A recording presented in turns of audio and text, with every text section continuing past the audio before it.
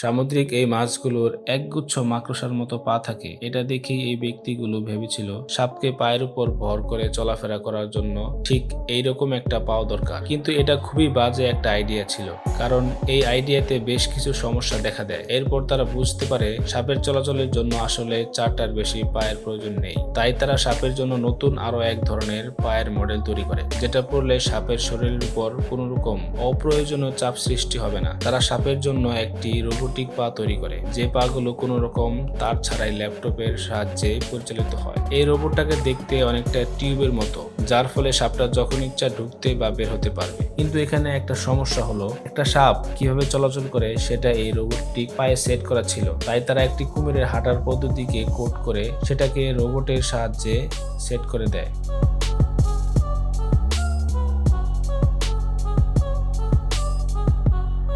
তারপর তারা এক ব্যক্তির সাথে দেখা করে, যার কাছে প্রায় 40,000 প্রজাতির সাপ আছে। মূলত তিনি একজন সাপ স্পেশালিস্ট। এরপর তারা পরীক্ষার জন্য একটা সাদা রঙের সাপকে বেছে নেয়। সাপটাকে নিয়ে রোবোটিক টিউবের ভেতরে ঢুকানোর চেষ্টা করা হয়, কিন্তু সাপটা বারবার টিউবের ভেতর ঢুকে আবার বের হয়ে আসছিল। কোনোভাবেই সাপটা টিউবের ভেতর ঢুকার সাহস করছিল না।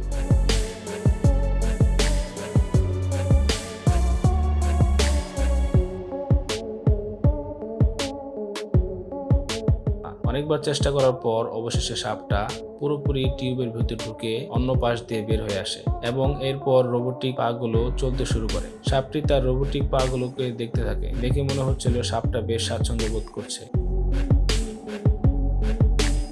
এরপর টিউবের গলায় তারা একটি বেল্ট বাঁধিয়ে দেয়। এমনটা দেখে মনে হয় কুকুর বিড়ালের মতো এখন সাপ নিয়ে বাইরে বের হওয়া যাবে। কিছুদিনের মধ্যেই আমরা হয়তো সাপ প্রেমীদের কাছে থেকে এমন দৃশ্যটি দেখতে পাবো।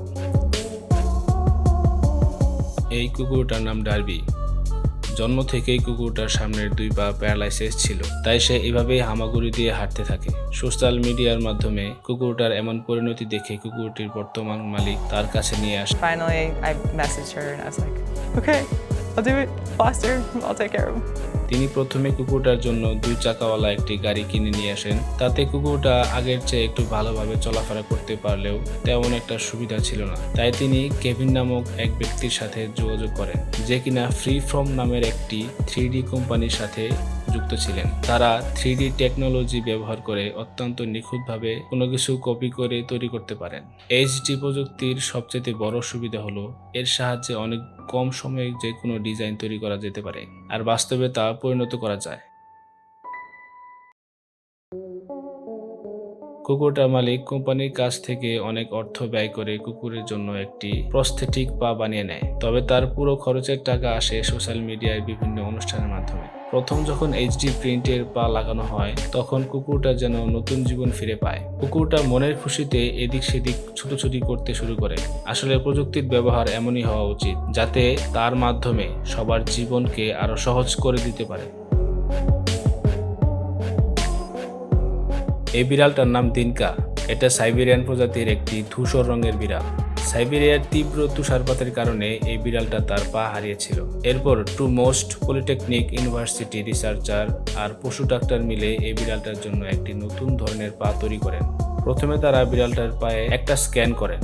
এরপর সেই স্ক্যানটা ব্যবহার করে বিড়ালটার জন্য টাইটেনিয়াম রডের 3D প্রিন্টের মডেল পা তৈরি করেন। তারপর সেই পা গুলো বিড়ালটার গায়ের সাথে লাগিয়ে দেয়। রডগুলোতে ক্যালসিয়াম ফসফেট দিয়ে মুড়িয়ে দেওয়া হয়, যাতে সেগুলো থেকে পায়ে কোনো রকম ইনফেকশন না হয়। সেই সাথে রডগুলো যেন পায়ের সাথে ভালো করে লেগে থাকে। এরকম কৃত্রিম পা ব্যবহার করে চলাচল করা বিড়ালের মধ্যে এই বিড়ালটা হলো পৃথিবীর দ্বিতীয় বিড়াল।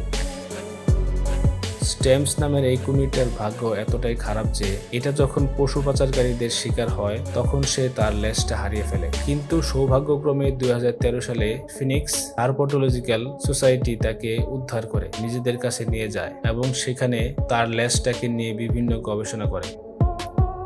অবশেষে 2018 সালে 5 বছর গবেষণার পর মিডল ইস্টার্ন ইউনিভার্সিটি অ্যানাটমি বিশেষজ্ঞ জাস্টিন জর্জি একটা উপায় খুঁজে পান। তিনি তার জন্য একটা কৃত্রিম লেজের ব্যবস্থা করেন। এরপর তিনি একটা 3D প্রিন্টেড কোম্পানির সাথে যোগাযোগ করেন। কুমিরটার জন্য সম্পূর্ণ কাস্টমাইজ একটি 3D প্রিন্টেড লেজ তৈরি করে আসেন, যার ফলে কুমিরটি এখন আগের চাইতে অনেক স্বাভাবিকভাবে চলাফেরা করতে পারে।